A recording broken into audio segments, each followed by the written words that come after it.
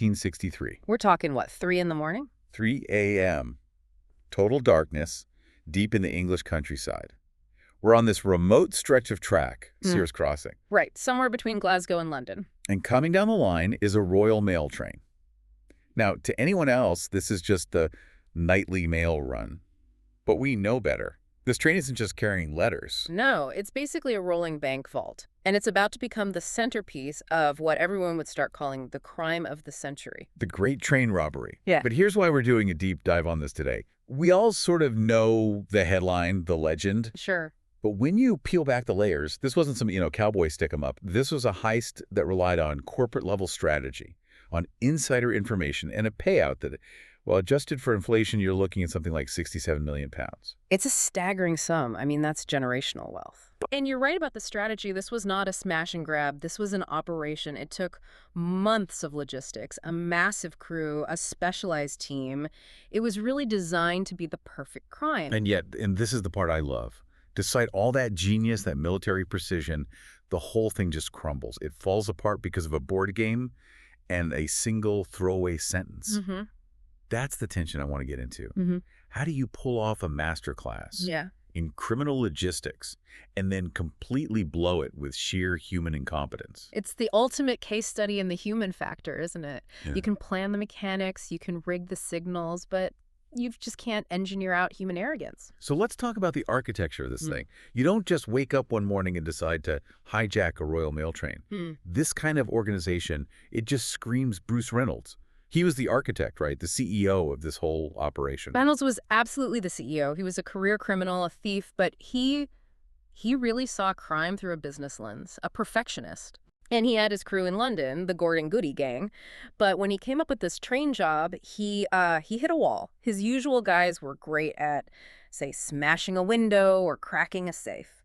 But not stopping a high-speed train. Exactly. That's a completely different skill set. You can't just run a train off the road. No, he needed specialists. Right. So Reynolds had to make a calculated risk. He had to outsource. He reached out to this other group, the South Coast Raiders, and these guys had a reputation specifically for train jobs. But just think about that risk for a second.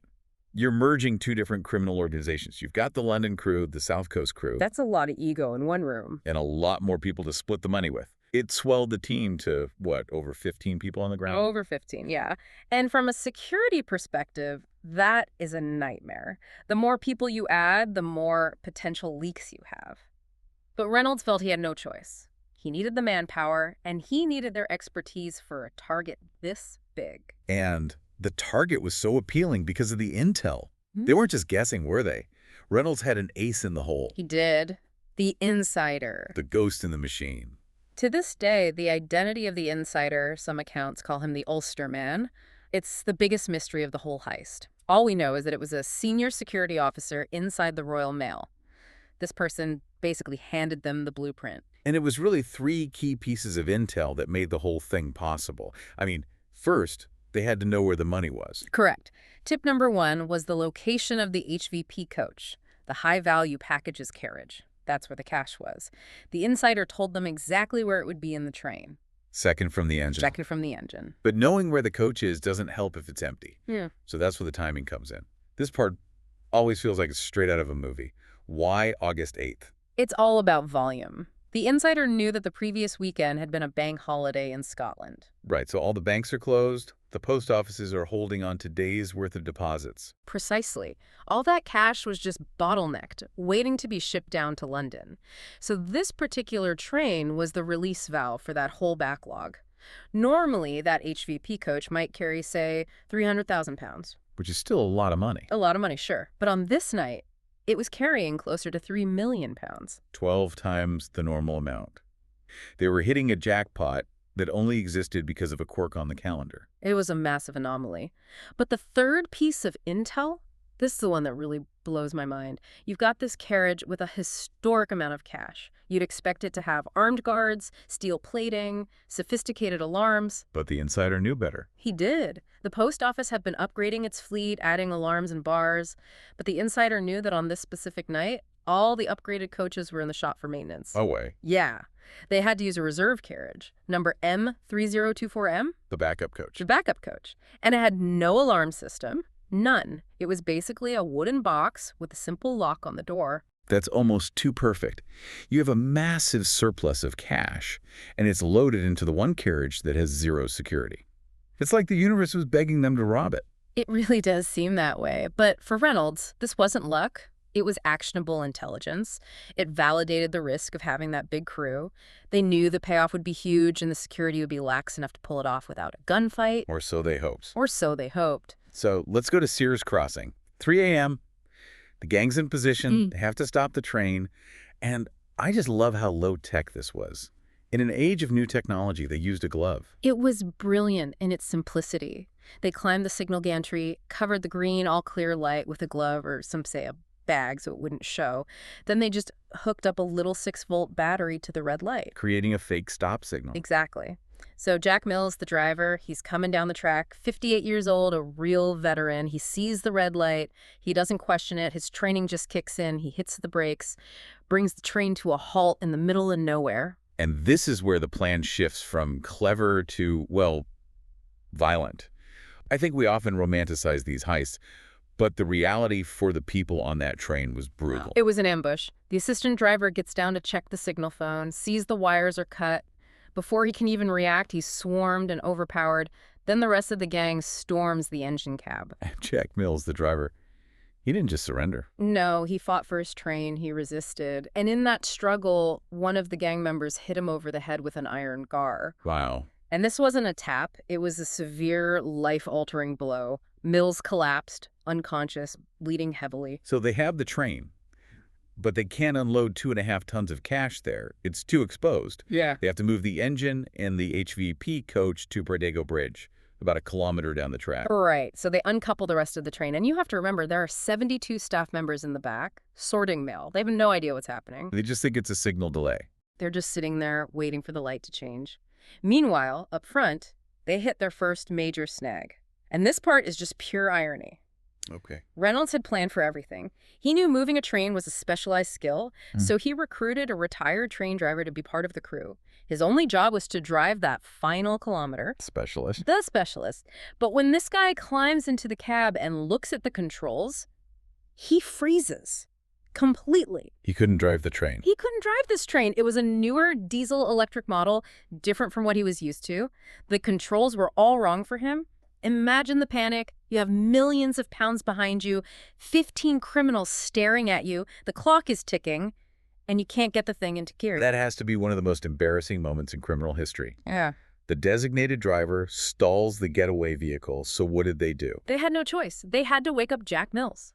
The man they just knocked unconscious. The very same. They shook him awake. He's bleeding, concussed, in shock, and they forced him to drive his own train that final kilometer to Bradego Bridge. That's a horrific detail. It just underlines the ruthlessness of it. It really does. So Mills gets the train to the bridge. The gang's trucks are waiting below. They break into the HVP coach, subdue the staff inside, and now they're finally face-to-face with the money. And this is where the sheer physical reality of it all sets in. We say 2.5 million pounds, but in 1963, that's paper, small bills.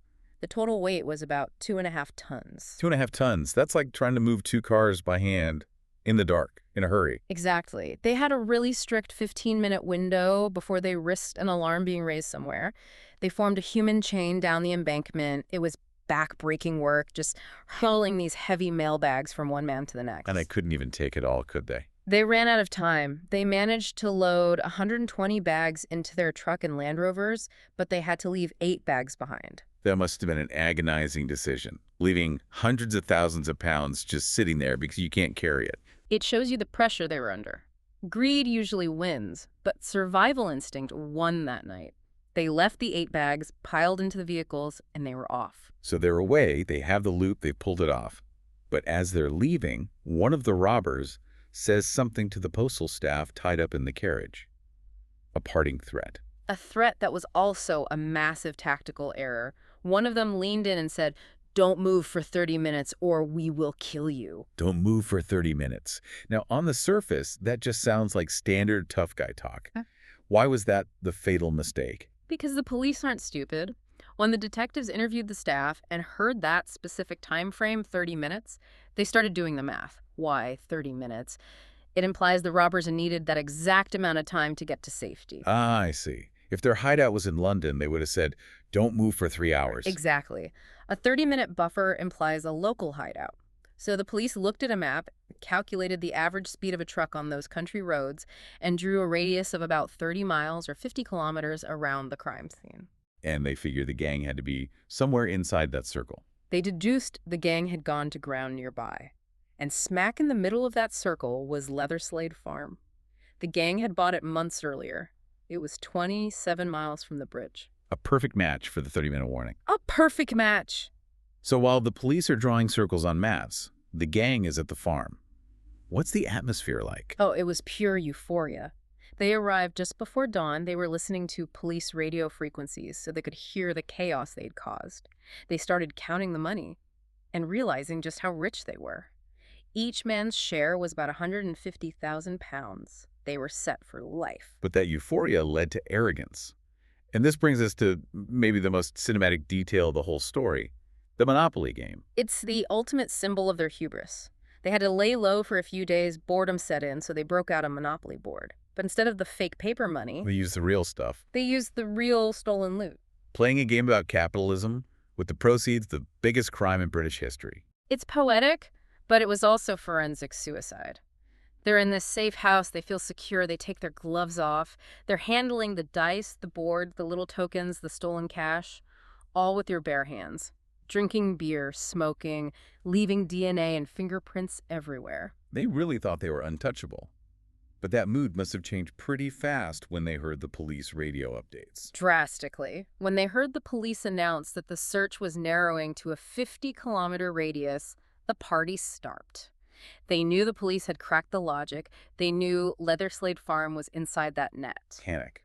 The plan was to stay until Sunday, wasn't it? That was the original plan, let the heat die down. But now they had to run. They moved their departure up to Friday, they split the cash, threw it in their cars, and scattered.